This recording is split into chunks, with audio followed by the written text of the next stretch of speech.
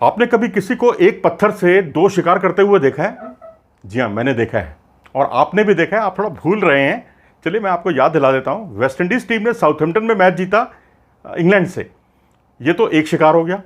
और दूसरा शिकार क्या हुआ कि जो जेसन होल्डर थे टीम के कप्तान, और उनके सहित टीम के जो जितने खिलाड़ी जिन्होंने बहुत ही उम्दा प्रदर्शन किया, उनको आईसीसी रैंकिंग में ज़बरदस्त फायदा हुआ है। जी हाँ, जेसन होल्डर जो है अपने करियर की बेस्ट रैंकिंग में पहुंच गए हैं।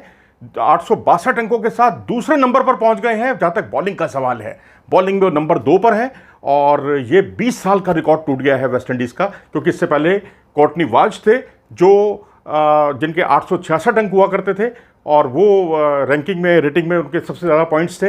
लेकिन इन 20 वर्षों में जेसन होल्डर जितने अंक कोई भी नहीं जुटा पाया है आईसीसी रेटिंग में। यानी एक तो आपने मुकाबला जीता और वो भी इंग्लैंड में जाकर जीता, और ऊपर से आपकी रेटिंग में भी बहुत ज़बरदस्त सुधार हुआ। और बॉलिंग में नंबर 2 और नंबर 1 अब आप जानना चाहेंगे कौन है? जी हाँ, पैट कमिंस, ऑस्ट्रेलिया के खिलाड़ी जो आईपीएल में भी बहुत महंगे दामों में बिके हैं। 904 अंकों के साथ पहले स्थान पर, 862 अंकों के साथ जेसन होल्डर दूसरे स्थान पर। नील वैगनर हैं तीसरे स्थान पर न्यूजीलैंड के 843 अंकों के साथ। और भारत के जसप्रीत बुमराह 7वें स्थान पर हैं इस 10 की लिस्ट में बॉलर्स की।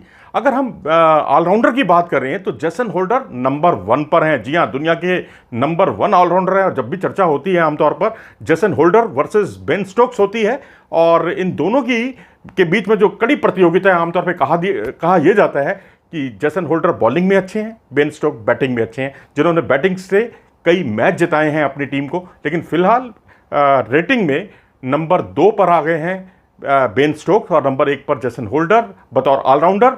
और ऑलराउंडर्स में तीसरा स्थान है रविंद्र जडेजा का, मिचेल स्टार्क हैं चौथे स्थान पर, और रविचंद्रन अश्विन भारत के खिलाड़ी जो ऑफ स्पिनर हैं 5वें नंबर पर हैं जहां तक ऑलराउंडर्स का सवाल है। हमने बेन स्टोक्स का जिक्र किया, जेसन होल्डर का जिक्र किया, लेकिन बेन स्टोक्स अपने करियर की बेस्ट रैंकिंग जो है बल्लेबाजी की, उसे हासिल करने में कामयाब हो गए हैं। वो अब 10वें स्थान पर आ गए हैं जहां तक बल्लेबाजी रैंकिंग का सवाल है। तो बल्लेबाजों की सूची में नंबर 10 पर आना किसी ऑलराउंडर का अपने आप में बहुत बड़ी बात है।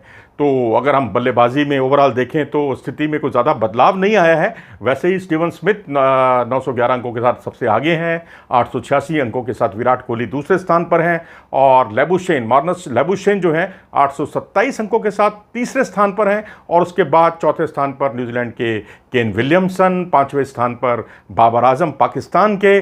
और अच्छी बात यह है, बाबर आजम जो है जिन्होंने हालिया प्रदर्शन जिनका बहुत ही उम्दा रहा है, वो डेविड वार्नर से आगे निकल गए हैं। जी हाँ, डेविड वार्नर 6ठे स्थान पर हैं, चेतेश्वर पुजारा 7वें स्थान पर हैं, जिनका ऑस्ट्रेलिया में बहुत ही उम्दा प्रदर्शन रहा था। भारत को जीत दिलाने में बहुत बड़ी उनकी भूमिका रही। जो रूट जो पहला मैच नहीं खेल पाए, उनको रेटिंग में सुधार में नुकसान हुआ है, और वो 8वें स्थान पर लुढ़क गए हैं। और 9वां स्थान अजिंक्य रहाणे का है, और 10वें स्थान पर बेन स्टोक्स हैं। तो ये है रेटिंग, यानी आप खेलेंगे तो आपके पॉइंट्स भी बढ़ेंगे, और अगर आप बहुत अच्छा प्रदर्शन करेंगे तो आपके और ज़्यादा पॉइंट्स बढ़ेंगे। यदि आप नहीं खेलते या प्रदर्शन अच्छा नहीं करते तो आपकी रेटिंग पॉइंट्स गिरना बहुत ही लाजमी बात है।